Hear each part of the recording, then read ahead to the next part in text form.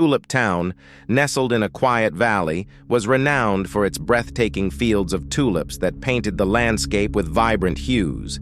Yet beneath this picturesque beauty lay a dark, unsettling secret.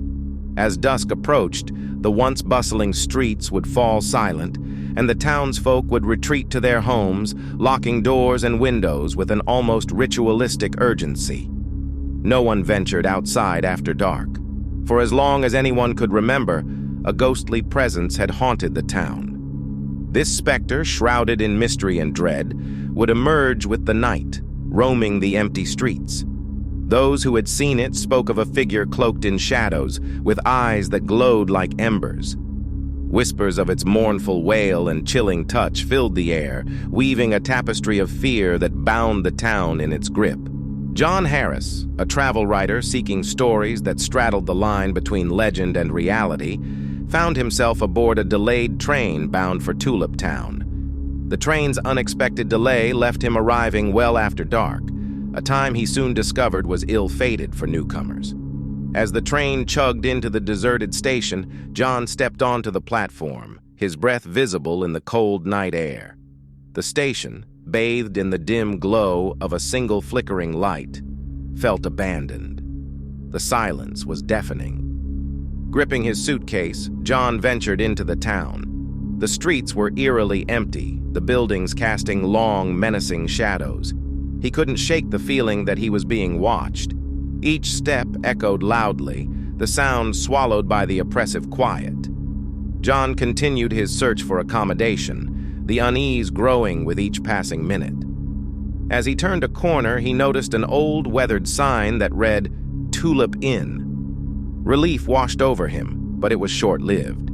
Before he could reach the inn, a chilling breeze swept through the street, and a shadowy figure materialized before him. John froze, his heart pounding in his chest. The figure stood motionless, its eyes glowing with an unnatural light. "Who's there?" John called out, his voice betraying his fear. The figure didn't respond. Instead, it seemed to glide closer, the temperature around John plummeting. Panic surged within him. He turned and ran, not daring to look back. The ghost gave chase, its form shifting and flickering in the darkness. John's footsteps echoed through the empty streets as he sprinted, his breath coming in ragged gasps. He could feel the icy presence of the ghost closing in on him, its mournful wail piercing the silence of the night. Just as he thought he couldn't run any further, a door to a small bakery burst open, and a pair of strong hands grabbed him, pulling him inside. The door slammed shut behind him, and John collapsed on the floor, gasping for air. "Are you all right?" a soothing voice asked. John looked up to see a young woman with kind eyes and a concerned expression.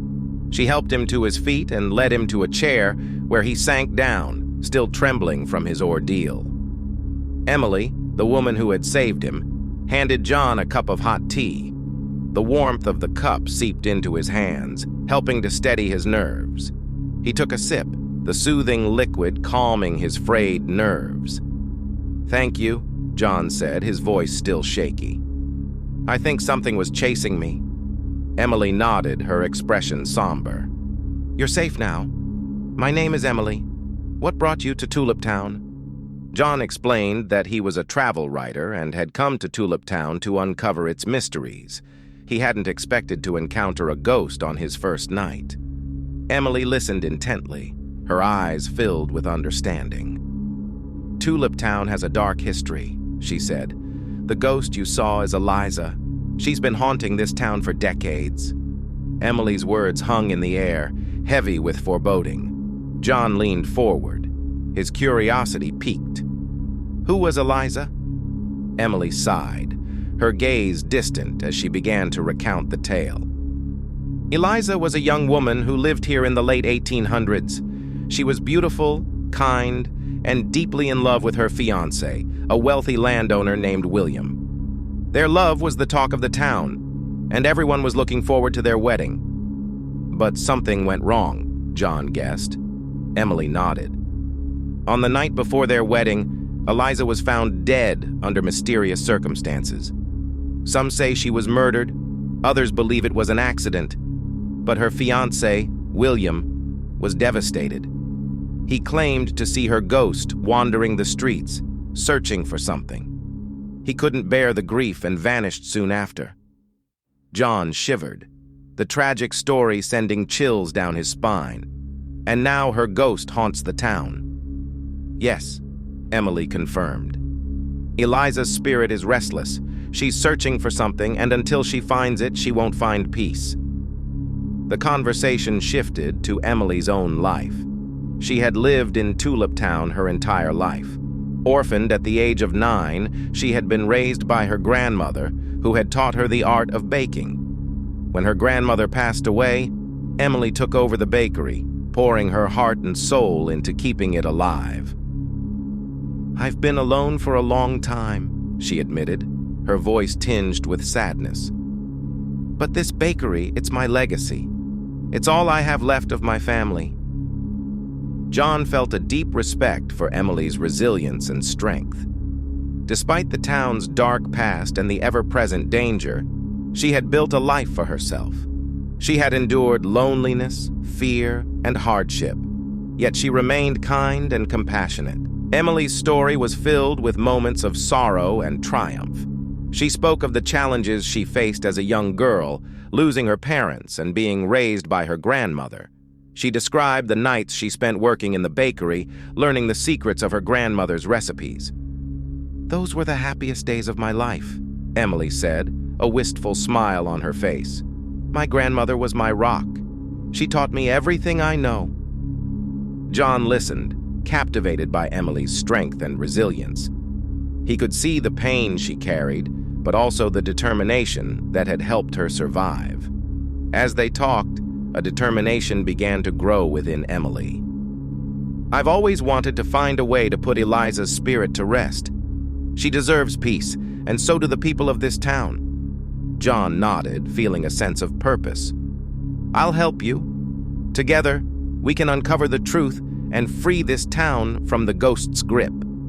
Emily's eyes sparkled with hope. "Thank you, John. But we must be careful. Eliza's spirit is powerful and vengeful. She won't let us uncover her secrets easily." The next morning, John and Emily began their investigation. They combed through old town records, hoping to find clues about Eliza's life and death. They visited the town's library, spoke with the oldest residents, and explored every possible source of information. Days turned into weeks as they pieced together Eliza's story. They discovered a series of letters written by Eliza to her fiancé. The letters spoke of their love and hinted at a dark secret. One letter in particular caught their attention. In it, Eliza mentioned a hidden journal where she had recorded her deepest thoughts and fears. "If anything happens to me," she wrote, "the truth will be found within these pages." "This journal could be the key," John said, excitement in his voice. "We need to find it." Emily and John decided to search Eliza's old house, which had been abandoned for years. The house stood on the outskirts of town, shrouded in overgrown weeds and decay. As they approached, a sense of foreboding washed over them. Inside, the house was cold and dark, the air thick with dust and the scent of mildew. They split up, carefully searching each room. John rummaged through old furniture and boxes, while Emily focused on the attic. Hours passed, and just as they were about to give up, Emily called out, "John, I found something." John hurried to the attic, where Emily held a dusty, leather-bound journal. "This must be it," she said, her voice trembling with excitement and fear. They carefully opened the journal, the pages yellowed with age. Eliza's handwriting filled the pages, recounting her life, her love, and her fears. As they read, a clearer picture of Eliza emerged. She was a kind, loving woman who had been deeply in love with her fiancé. But there were hints of something darker, a secret that had haunted her. In the final entries, Eliza wrote about a stranger who had come to town, a man who had threatened her and her fiancé. She feared for her life and suspected that the man had a hand in her impending doom. "This is it," John said. This is what we need to free her spirit. We have to find out who this man was and what he did." Armed with the journal, John and Emily returned to the bakery. They knew their task was far from over, but they felt a renewed sense of purpose. As night fell, they prepared for the next phase of their investigation. "We have to be careful," Emily warned. "Eliza's spirit will do everything in its power to stop us, but we can't let fear control us. We owe it to her and to this town." John nodded, his resolve unwavering. "We'll find the truth no matter what." And so, under the watchful eyes of the ghost of Tulip Town, their journey to uncover the past and free the town from its haunting curse began.